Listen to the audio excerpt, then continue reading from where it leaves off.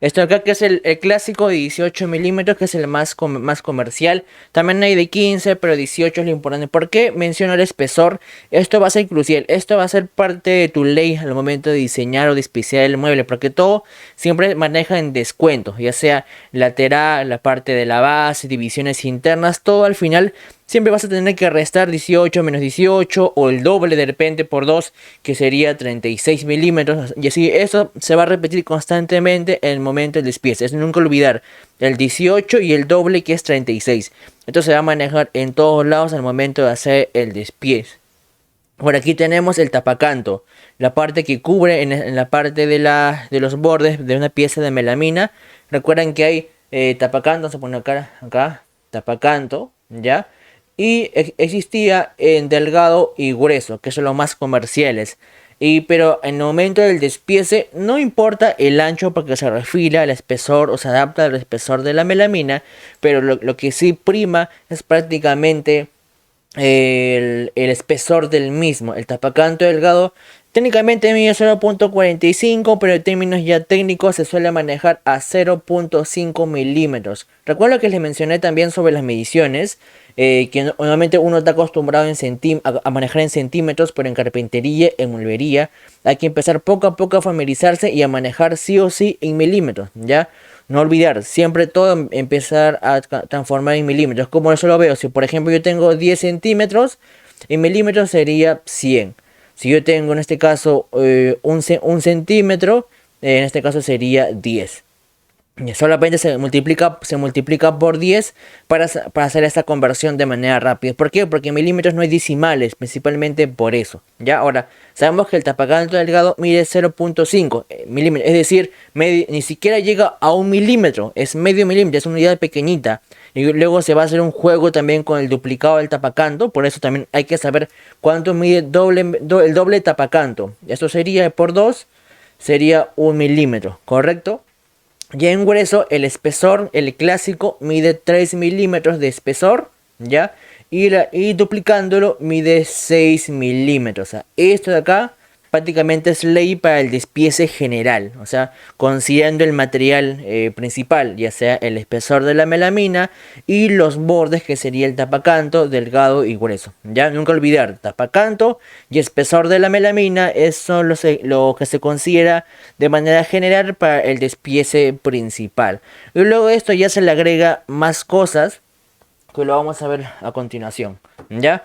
Vamos a borrar esto. Recuerden, aquí es el espesor y el tapacanto, ¿ya? Para el momento del despiece, ¿ya? Y luego otro punto importante también sería en este caso que tiene que ver con el diseño del mueble, las medidas, todo el despiece, sería la personalización del diseño en la parte de la estructura, de la estructura, y de aquí sería ya accesorios, ¿ya?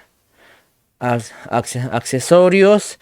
Y bueno, aquí vamos a considerar, bueno, aquí hay más cosas más, pero todo tiene que ver con accesorios, ¿ya? En la personalización, aquí me baso con esto, que al final un mueble se adapta, en este caso, se adapta a un espacio. Por ejemplo, si un cliente me dice que yo tengo un hueco en mi pared, como un closet, por ejemplo, ¿no? Que mide de altura, no sé, mide 2500, ¿no? Que es la altura de un techo clásico. Y en el hueco que tengo aquí es de 1000, todo es de milímetros, ¿ok? Todo de milímetros. Y aquí en la parte de internamente tengo 1500. El cliente ya te dio una medida del espacio donde vaya el mueble. Así que ahí tiene que ver con la personalización. Que el mueble se personalice, se adapte a lo que te pide el cliente o para ti, no para tu casa si deseas el mueble.